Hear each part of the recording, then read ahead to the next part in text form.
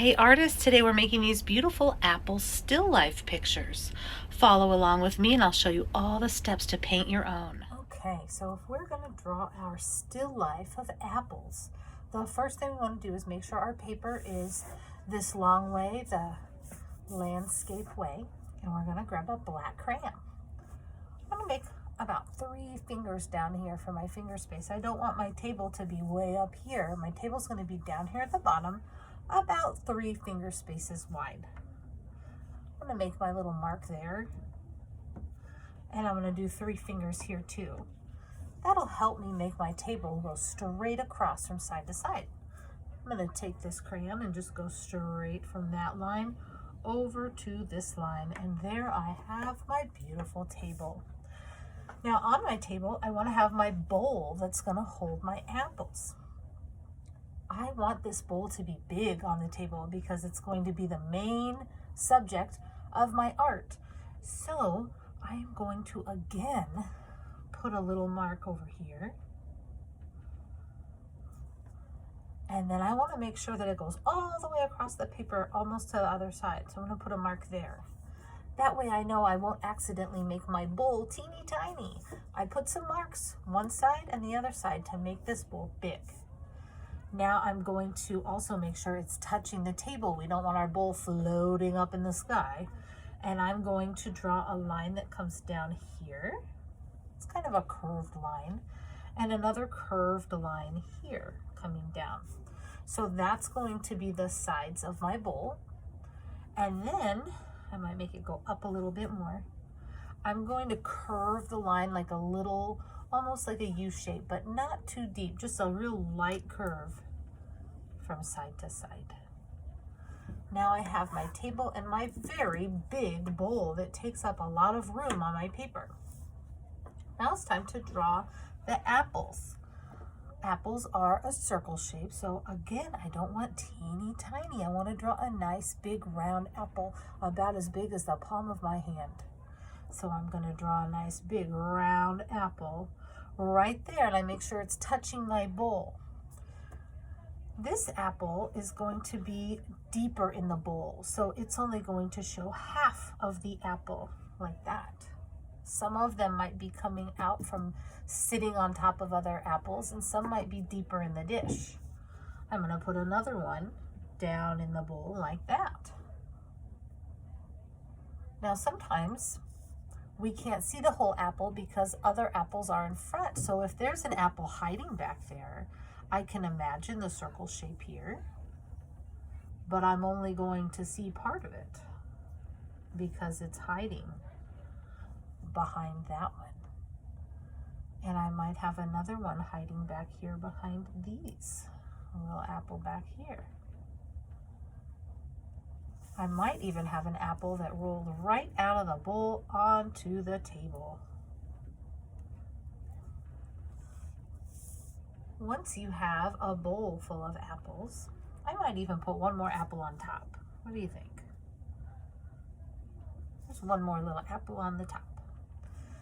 Now I know that when I look at a real apple, there's the spot where the stem comes out and it kind of goes in. So I'm going to draw just kind of a little black circle to show that spot.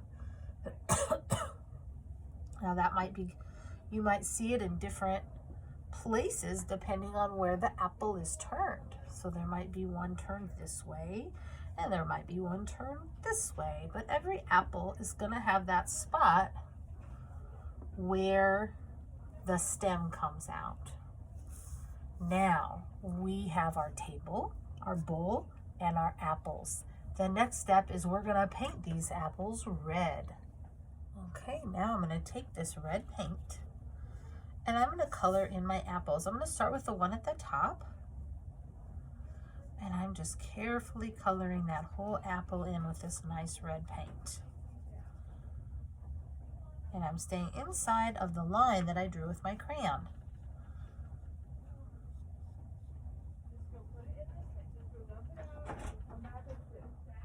So each one of the apples is colored in with the red paint.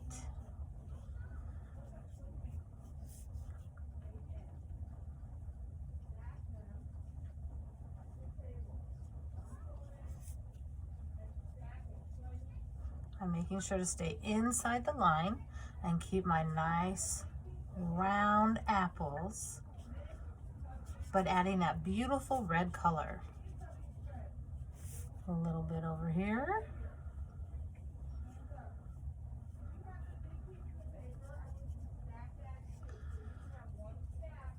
And I just have 3 more apples to paint.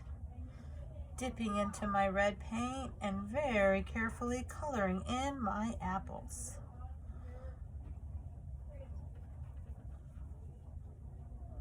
And my last apple right here.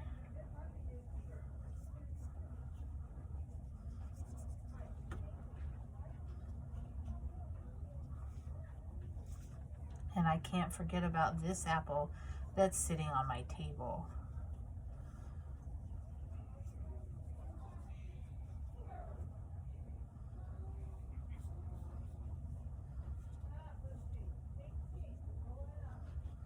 All right, that looks pretty neat. Now I'm going to put this on the drying rack to dry, and then next time I can go ahead and add color to the wall and the table and the bowl. Okay, now that the apples are dry, we are going to use watercolor paint to paint the wall, the bowl, and the table. So I'm going to open up my paint.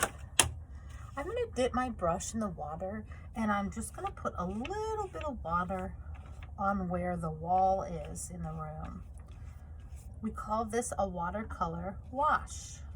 We're putting a little bit of water on, so then when we put the paint on, the paint will kind of move across the paper. So I'm just taking this, now I don't want it to get so wet that the paper gets a hole in it and gets smushy. I just put a little bit of water. Now I can go through and I can get some different colors, and ooh, see how it just almost moves when you drop it on there? So I can choose some different colors that I would like. Ooh, look at that move. So beautiful. And you can kind of decide what you want the wall behind your apples to look like. So I'm going to go around here.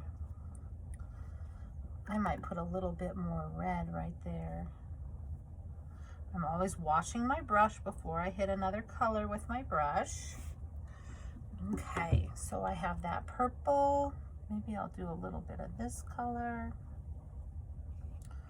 Beautiful. And so I go around my apples. I don't want to get paint on them, but I am using different colors that I would like for my wall. Making sure that I keep my paper nice and wet so I have that beautiful wash look. Get some more purple maybe. Ooh, I love how when it touches the water it just moves across the page. That looks so cool. And I'm going to go here. And I'm going to make sure this is nice and wet. And maybe I'll get more of that color. Oh yeah. And I'm almost done with the wall behind my apples. Very nice. Let me get back in here. So you can choose any colors you would like to put on your wall. I want to make sure I get right around my apple.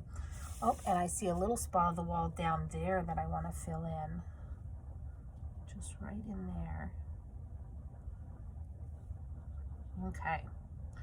The next step is I'm going to wash my brush nice and clean and take some water, and I'm going to wet a little bit of water on here on my bowl.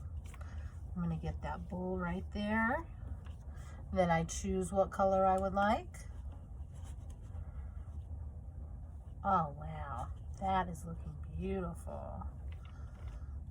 And sometimes it looks nice to put more than one color. So I might put a little bit of yellow on here. And maybe I'll put some orange too.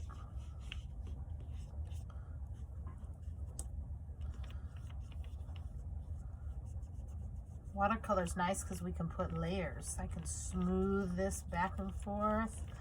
I can have a layer of that orange, and then I could put more yellow on top if I want to make the yellow look darker. Once you're satisfied with your apple bowl, and you've already done the wall behind your apples, the last step is going to be painting your table. So you're gonna think about what color you want for your table. We gently add some water.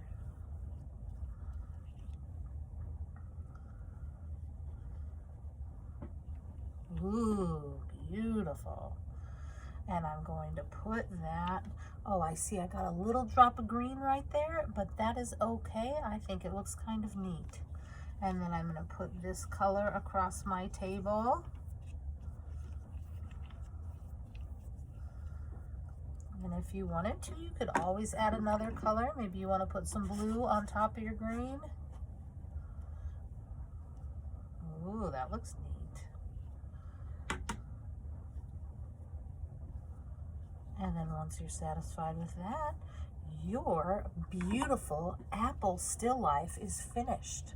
I can't wait to see the still life pictures that you create.